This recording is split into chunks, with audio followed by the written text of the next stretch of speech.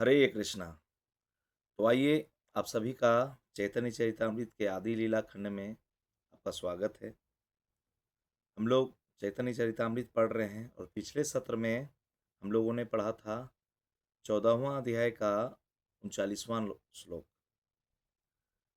इस अध्याय का नाम है चैतन्य महाप्रभु की बाल लीलाएं। और पढ़े थे हम लोग कि महाप्रभु ने बीमार होने के बहाने एकादशी के दिन हिरण्य तथा जगदीश के घर से कुछ भोजन मांगा था। आइए, उसके बाद क्या वर्णन है इसको हम लोग पढ़ेंगे। ओम अज्ञानतिमिरन्धस्य ज्ञानञ्जनाशलाकया चक्षुरुन्मिलितं येन तस्मै श्रीगुरुवे नमः। नमो ओं विष्णुपदाय कृष्णपृष्ठाय भूतले श्रीमते भक्तिवेदान्त स्वामिनिति नामिने। नमस्ते सारस्वती देवी गौरवाणी प्रचारिणे निर्विशेष शून्यवादी पाश्चात्य देश तारिणे। जय श्री कृष्ण चैतन्य प्रभु नित्यानंद श्री अद्वैत गदाधर श्रीवासादि गौर भक्त वृंद। हरे कृष्णा कृष्ण कृष्णा हरे हरे, हरे राम राम राम हरे हरे। जय जय श्री चैतन्य जय नित्यानंद, जय अद्वैत चंद्र जय गौर भक्त वृंद। शिशु सब लय पाड़ा पड़ सिर घरे, चूरी करी द्रव्य खाया मारे माल बाल केरे। जैसा कि बच्चों में होता है, महाप्रभु ने खेलना सीखा और वे अपने मित्रों के साथ पड़ोसी मित्रों के घरों में जाते, उनकी खाने की वस्तुएं चुराते और खाते। कभी कभी बच्चे परस्पर लड़ते झगड़ते, इस जैसे बच्चे करते हैं। इस प्रकार से यहाँ महाप्रभु ये बचपन में वो बाल लीला करते हैं। पड़ोसी पड़ोसी मित्रों के पास जाते हैं, उनके घरों में जाते हैं, उनकी खाने की वस्तुएं चोरी करते हैं और उसे खा जाते थे। ऐसा लड़ते झगड़ते थे, इस प्रकार से वो लीला करते हैं। शिशु सब सची स्थाने कैला निवेदना, सुनी सची पुत्रे किछु दिला ओलाहना। सारे बच्चों ने सची माता से शिकायत की कि महाप्रभु उनसे लड़ते हैं और पड़ोसियों के घरों से चीजें चुराते हैं। फलस्वरूप कभी कभी माता अपने पुत्र को दंड देती अथवा डांटती रहती थी। सब लोग शिकायत करते थे आके, हाँ, कि आपका निमाई जो है बहुत लड़ाई करता है, बहुत शरारती है, पड़ो हाँ, हमारे घर में आके चीजें चुरा लेता है। हाँ, तो फिर सची माता कभी कभी उन्हें डांटा करती थी, दंड दिया करती थी। केने चूरी कर केने मार हसी सुरे, केने पर घरे यहाँ की नहीं घरे। सची माता ने कहा, तुम दूसरों की चीजें क्यों चुराते हो? तुम दूसरों लड़कों को क्यों मारते हो भाई? क्या जरूरत है तुमको? हाँ, इस तरह से सची माता डांटा करती थी। तुम दूसरों के घर के भीतर क्यों जाते हो? आखिर तुम्हारे घर में कौन सी चीज की कमी है, क्या नहीं है तुम्हारे घर में, है ना? इस प्रकार से माता सची यहाँ पे चैतन्य महाप्रभु को, हाँ, जो भी बाल रूप में है उनको डांटा करती थी। वेदांत सूत्र के अनुसार सृष्टि, पालन तथा संहार तीनों ही परम पूर्ण में स्थित है। अतएव इस भौतिक जगत में हम जो कुछ भी देखते हैं वह पहले से आध्यात्मिक जगत में रहता है। जो कुछ भी हम इस भौतिक जगत में देख रहे हैं, सब कुछ ये पहले से आध्यात्मिक जगत में रहता है, जैसा कि यहाँ श्रीला प्रभुपाद बता रहे हैं। श्री चैतन्य महाप्रभु साक्षात पूर्ण पुरुषोत्तम भगवान कृष्ण हैं, तो फिर वे क्यों चुराने तथा झगड़ने लगे? इतना झगड़ा क्यों कर रहे हैं, चोरी क्यों कर रहे हैं? वे ऐसा न चोर के रूप में और न शत्रु के रूप में करते हैं, बल्कि प्रेमावस्था में मित्र के रूप में करते हैं भगवान, है ना? वे बालक रूप में चोरी करते हैं, इसलिए नहीं कि उन्हें कोई चीज की कमी है, हाँ, अपितु अपने बाल स्वभाव के कारण। बालक का, बच्चों का स्वभाव होता है, हाँ, इस कारण से वो ऐसा करते हैं। इस भौतिक जगत में कभी कभी छोटे बच्चे पड़ोस के घर में जाकर चोरी करते हैं और कभी-कभी लड़ते-भिड़ते हैं, किंतु किसी शत्रुता या दुर्भावना से नहीं। आप देखते होंगे छोटे बच्चे आस-पड़ोस के घर में जाके कोई छोटी-छोटी चोरियाँ करते हैं, खिलौने उठा लेते हैं, खाने का सामान उठा लेते हैं। हाँ, तो ऐसा नहीं है कि वो कोई दुश्मनी के भाव से जाते हैं, हाँ, या किसी प्रकार का द्वेष भाव से जाते हैं। उनके अंदर किसी प्रकार का ये द्वेष नहीं होता है ना? शत्रुता का भाव से नहीं जाते हैं। इसलिए हमें समझना चाहिए कि ये सारे कार्य आध्यात्मिक जगत में होते हैं, किंतु उनमें कोई दोष नहीं होता। जबकि भौतिक जगत में ये सारे कार्य दुखों से भरे होते हैं। आध्यात्मिक जगत में इसमें कोई दोष नहीं होता है ना? लेकिन ये भौतिक जगत में देखेंगे कि भाई कोई चोरी कर लिया फिर भी दुःख है, जो चोरी किया है उसको भी दुःख मिलता है ना? दुखों से भरा हुआ है।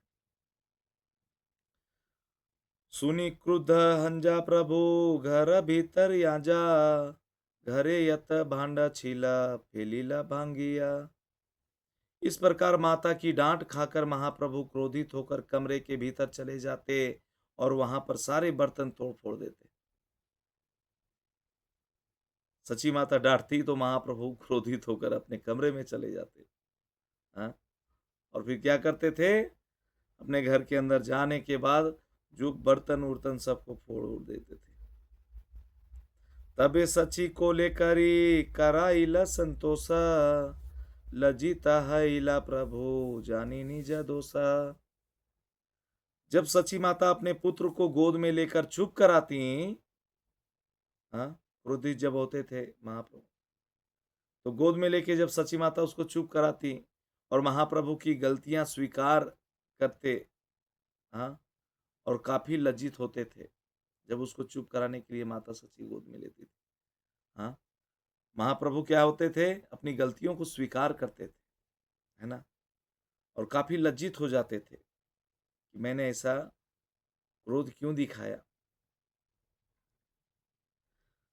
चैतन्य भागवत आदि खंड अध्याय 3 में महाप्रभु के बाल्यकाल के दोषों का सुंदर वर्णन है, जिसमें यह कहा गया है कि बचपन में महाप्रभु पड़ोसी दोस्तों के घरों से खाने की चीजें चुराया करते थे।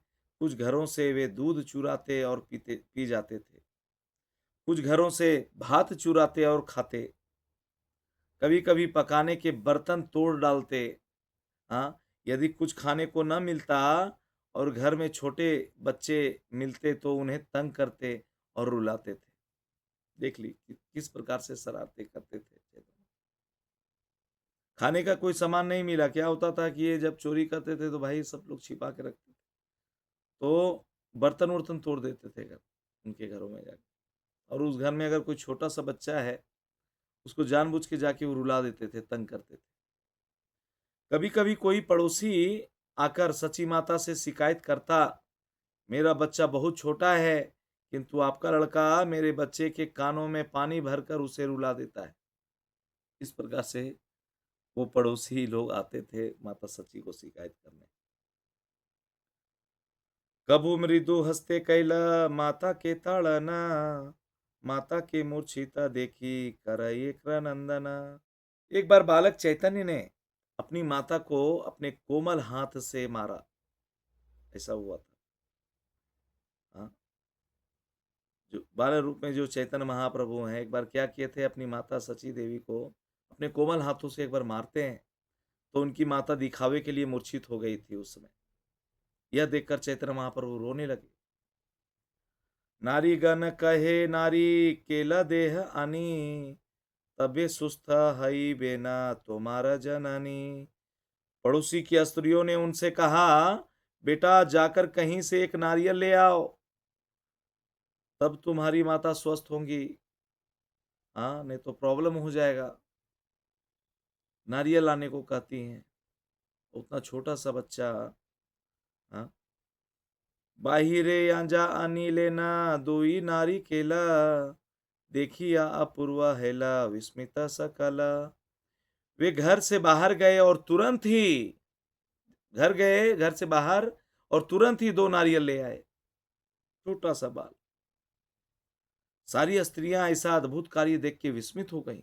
ये नारियल कहाँ से ले आया भाई? अभी जस्ट गया और तुरंत बाहर अंदर आ गया। 2-2 नारियल लेके आया। आस-पास में ना किसी प्रकार की दुकानें थी, ना नारियल का कोई पेड़ था।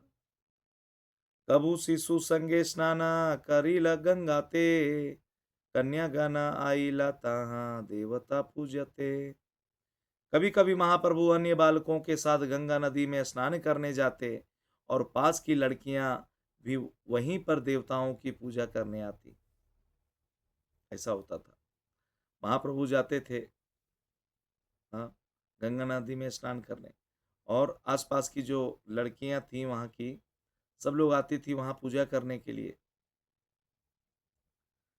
तात्पर्य में श्रील प्रभुपाद बताते हैं, वैदिक प्रथा के अनुसार 10-12 वर्ष की कन्याएं गंगा नदी के तट पर जाकर स्नान करती और भविष्य में अच्छा वर पाने के लिए शिव जी की पूजा करती थी, जो कि आज भी हम लोग ऐसा देखते हैं।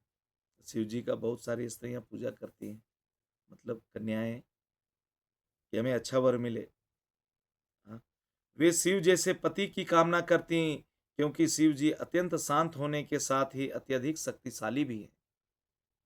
इसलिए पहले हिंदू परिवारों की छोटी छोटी लड़कियां शिव जी की पूजा वैशाख मास, जैसे अप्रैल मई में विशेष रूप से करती थी। गंगा में स्नान करना एक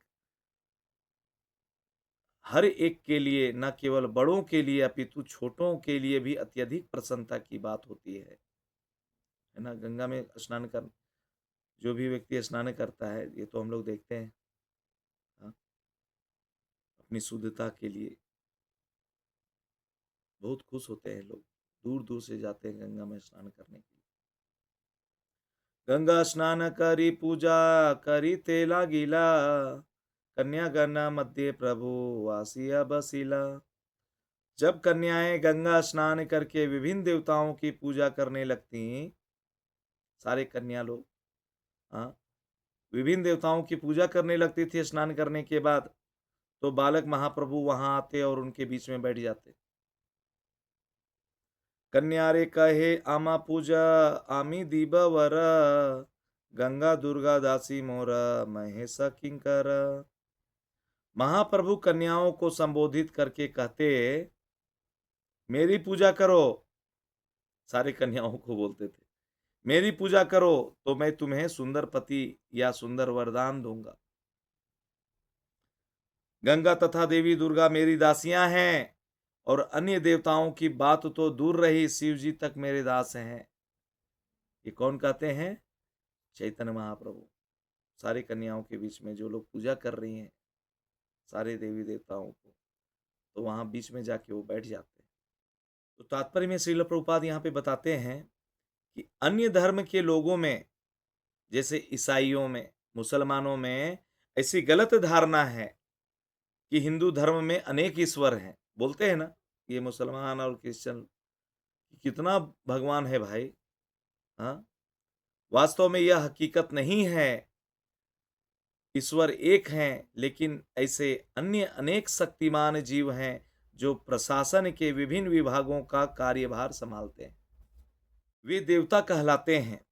सारे देवता पूर्ण पुरुषोत्तम भगवान के आदेशों का पालन करने वाले दास हैं।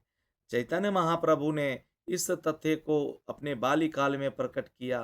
कभी कभी लोग अज्ञानवश किसी विशेष वर की प्राप्ति के लिए देवताओं की पूजा करते हैं, किंतु यदि कोई पूर्ण पुरुषोत्तम भगवान का भक्त और उपासक बन जाए तो उसे वर की प्राप्ति के लिए देवताओं के पास जाने की कोई आवश्यकता नहीं, क्योंकि भगवान की कृपा से उसे सब कुछ प्राप्त हो जाता है। भगवत गीता में ऐसी देव पूजा की भर्त्सना की गई है। कमस्तैस्तैर्हित ज्ञान प्रपदन्ते अन्य देवतः, तम तम नियम मामस्थाय प्रकृत्या नियता स्वया। जिनकी बुद्धि हर ली गई है और जो काम वासनाओं के कारण पागल हो चुके हैं, वे देवताओं की पूजा करते हैं और अपने अपने स्वभावों के अनुसार पूजा के विशेष विधि विधानों का पालन करते हैं, अपने अपने स्वभाव के अनुसार। हाँ, भगवत गीता में ये भी वर्णन है, ये साम त्वंत गतम पापम जानानाम पुण्य कर्मणाम ते द्वंद्व मोह निर्मुक्ता भजन्ते माम दृढ़व्रतः। किंतु जो लोग सारे पाप कर्मों तथा द्वंद्व से मुक्त हैं, वे दृढ़ता के साथ पूर्ण पुरुषोत्तम भगवान की पूजा में लग जाते हैं। हाँ, सारे पाप कर्मों से, द्वंद्व से, हाँ, द्वेष से, सब कुछ से मुक्त हैं जो लोग, वो लोग हाँ सीधा सीधी जाते हैं और पूर्ण पुरुषोत्तम भगवान की पूजा में लग जाते हैं। केवल मूर्ख ही अपने विविध प्रयोजनों के लिए देवताओं की पूजा करते हैं, किंतु जो अत्यंत बुद्धिमान हैं वे केवल पूर्ण पुरुषोत्तम भगवान कृष्ण की ही पूजा करते हैं। भाई, ये क्यों वर्णन है यहाँ पे, आप समझिए। सारे देवी देवता जो स्वर्ग लोक में हैं, उन्हें भी आता है भगवान के शरण ग्रहण करने के लिए, उस वैकुंठ लोक धाम को प्राप्त करने के लिए इस मनुष्य शरीर में, है ना। क्योंकि हर देवता, हर जितने भी मतलब देवी देवता हैं, सब के सब भगवान की ही तो सेवा में लगे हैं, भगवान को ही तो प्रसन्न करने में लगे। कभी कभी हम पर कृष्ण भावनामृत आंदोलन के सदस्यों पर आरोप लगाया जाता है कि हम देवताओं की पूजा का समर्थन नहीं करते, किंतु जब चैतन्य महाप्रभु तथा भगवान कृष्ण ने इसकी भर्त्सना की है, तो हम इसका समर्थन कैसे कर सकते हैं। भला हम अन्य लोगों को मूर्ख तथा हित ज्ञान बुद्धिहीन कैसे होने दे सकते हैं। हमारा प्रचार तो इतना ही है कि बुद्धिमान लोग पदार्थ तथा आत्मा के अंतर को समझें और उन पुरुषोत्तम भगवान को समझें जो परिपूर्ण आध्यात्मिक अस्तित्व है, अस्तित्व है। यही हमारा जीवन कार्य है, प्रभुपाद कहते हैं। भला हम इस भौतिक जगत के भौतिक शरीरों में विद्यमान तथा कथित देवताओं की पूजा करने के लिए लोगों को दिग्भ्रमित कैसे कर सकते हैं। हमारे द्वारा सैकड़ों देवताओं की पूजा की अनुमति न देने की स्थिति की पुष्टि चैतन्य महाप्रभु द्वारा उनके बाल्यकाल में ही की गई थी। इस संबंध में श्री नरोत्तम दास ठाकुर ने गाया है, अन्य देवाश्रय नाई तुम्हारे कहिनु भाई, यही भक्ति परम कारण। पूर्ण पुरुषोत्तम भगवान का दृढ़ एकनिष्ठ और शुद्ध भक्त बनने के लिए अपने चित्त को देवताओं की पूजा में लगाकर विचलित नहीं करना चाहिए। ऐसा नियंत्रण शुद्ध भक्ति का लक्षण है। हरे कृष्ण। अपनी चंदन परी परे न फूल माला, न वेद कड़िया खाना संदेश चाल कला। महाप्रभु कन्याओं की अनुमति के बिना ही चंदन निकाल लेते। वहां जो पूजा कर रही होती थी कन्याएं, वहां पे शिव जी के और अन्य देवताओं, वो चंदन बिना अनुमति के निकाल लिया करते थे उनके, और अपने शरीर में लगा लेते थे। उनकी फूल मालाओं को अपने गले में पहन लेते और मिठाइयाँ, चावल तथा केले की भेंट को छीनकर स्वयं खा जाते थे। जो वो कन्याएं लाती थी देवताओं को मिठाइयाँ, केले, चावल वगैरह भगवान को भोग अर्पित करने के लिए, भेंट चढ़ाने के लिए, उसे ये निकाल के खा जाते थे। अर्चन विधि के अनुसार जब घर के बाहर अर्चा विग्रहों को कुछ अर्पित किया जाता है, तो सामान्यतया पका भोजन नहीं अपितु कच्चा चावल, केला तथा मिठाइयाँ चढ़ाई जाती हैं। ये सभी को पता भी होगा। महाप्रभु अहेतु की कृपावश भेंट की सारी वस्तुएं लड़कियों से छीनकर स्वयं खा जाते और उनको देवताओं की पूजा न करने और अपनी पूजा करने के लिए डांटते थे। वो बोलते थे मेरी पूजा करो, है ना। श्री चैतन्य महाप्रभु की यह पूजा श्रीमद् भागवत द्वारा संस्तुत की गई है। ये भागवत में भी वर्णन है ना। कृष्ण वर्णम द्विसा कृष्णम सांगोपांगास्त्र पार्षदम यज्ञ संकीर्तन प्रायजंती ही सुमेधसः। मनुष्य को पूर्ण पुरुषोत्तम भगवान की पूजा करनी चाहिए। ये भागवत में वर्णन है। जो कलयुग में पंच तत्व रूप में अपने पार्षदों के साथ प्रकट होते हैं, ये हैं स्वयं महाप्रभु तथा उनके पार्षद नित्यानंद प्रभु, श्री अद्वैत प्रभु, श्री गदाधर प्रभु तथा श्रीवास ठाकुर। हाँ, ये 5 पार्षदों के साथ भगवान प्रकट होते हैं कलयुग में। इस युग में बुद्धिमान लोग पंच तत्व की पूजा हरे कृष्ण महामंत्र का कीर्तन करके, हाँ, और यदि संभव हुआ तो प्रसाद वितरण से करते हैं। जैसा कि देखते होंगे आप, हाँ, जो भक्त लोग हर जगह इस महामंत्र का कीर्तन करते हैं। हरे कृष्णा कृष्णा कृष्णा हरे हरे, हरे राम राम राम हरे हरे। इस महामंत्र का कीर्तन करके और प्रसाद वितरण करके प्रचार करते हैं, है ना?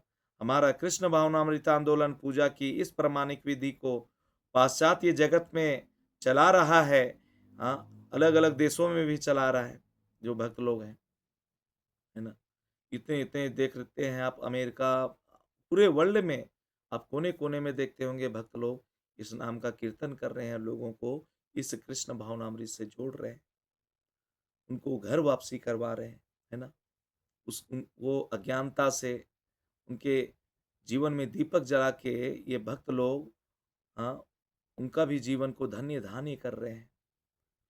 इसके सदस्य चैतन्य महाप्रभु के अर्चा विग्रह को लेकर गांव-गांव तथा नगर-नगर में घूमते हैं और लोगों को बतलाते हैं कि किस तरह हरे कृष्ण मंत्र का कीर्तन करके, प्रसाद चढ़ा के और लोगों को उसका वितरण करके महाप्रभु की पूजा करनी चाहिए। सभी को बताते हैं भक्त लोग जा-जा के। ये आप लोग देखते होंगे। हरे कृष्णा। तो आज हम लोग 14वां अध्याय का 51वां नंबर श्लोका पढ़े हैं, है ना?